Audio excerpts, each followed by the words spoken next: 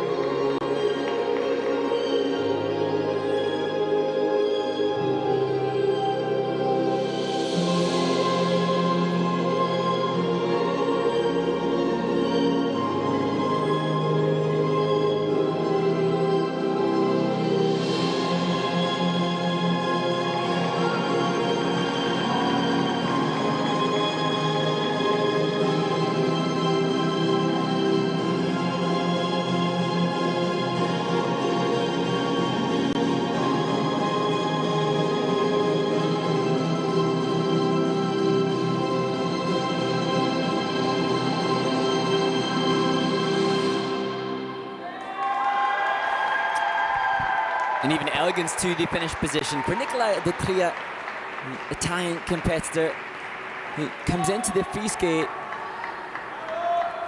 with a very different mix of his abilities, because his program component scores in the short program, they would have had him 4 places higher than he finished up. The strength of his components stronger than that at present.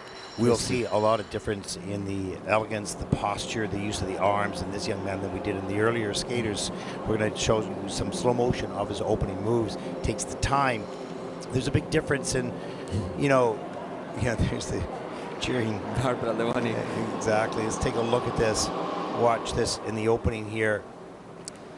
And just slow this down.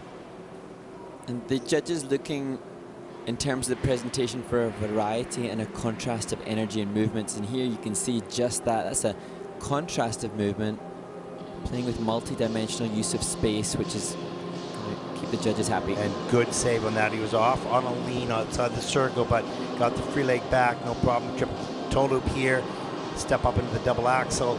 A little swingy with things, but you can see he's pretty tidy in the air, pretty organized. That posture, we always talk about those young skaters listening to this, straight and strong in the air. So important. Pointed toes, those details, ankles tight together in the air. Those are the things that make it easy. I took that because that was pretty cool, that little kick. Yeah. And sorry, you'll see the Inabauer here. Again, good use of multi-dimensional movement. You can see taking his body off axis, using his core as he steps up into another double axel. And you can see, even though he's on a lean and the takeoffs, his back is strong and straight, and he's able to hang on to the landing. So important.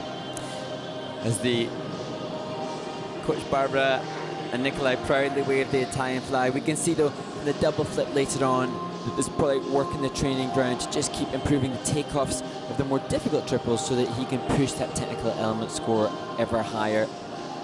But the coaching staff will know that only too well, and playing it relatively safe in what he plans here with the hope that he can add more triples to his arsenal of jumps. Yeah, you know, it's interesting when we talk about, it's easy for us to sit in this room that's actually warm and talk about what we, what we see. The coaches see the same thing. They know the same thing. They're working on the same thing. So it's not an analysis of the coach's work. We know they know, right? But the process takes time. And actually, in terms of the coach's work, the coaching of Nikolay is very good. Good skating skills, good jump technique on the salto and the toe. It just needs, as you say, more time to be able to put forward a different and more difficult planned program. And some of the coaching work with the skaters that don't have much access to ice is more brilliant than the ones who have the champions. Why? Because they have less to work with, and they do more with less. And it's pretty amazing. We should recognize all the work of the coaches, even the skaters that are in the first couple of groups.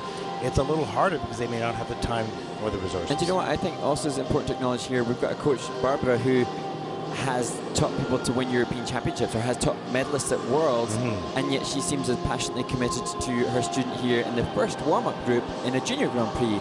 And that, to me, is a real testament to the human of coaching, not just the technical proficiency of the coach. The coaches that I admire most recognize the need to be with the little ones, not these kids, but the younger ones, and spend the time. It's hard because they have a busy life already, but they know that if they can teach young children to love the sport and teach the good basics, that they have a chance, the kids have a chance to do something in the sport. And that takes a lot of energy when you're also coaching Olympic champions. And some of them do that. You know, time is precious, that's for sure. It's not easy. But I love the coaches who love working with the young skaters as well. And there's many coaches in a skater's career. I mean, not just one. And often we will, certainly in the senior Grand Prix, see the same names repeatedly, and it's important to acknowledge those that do all of the groundwork. Exactly. 82.44 for Nikolay. That is second in the free program. He keeps waving the Italian flag. 124.08 as Italy moves into first place.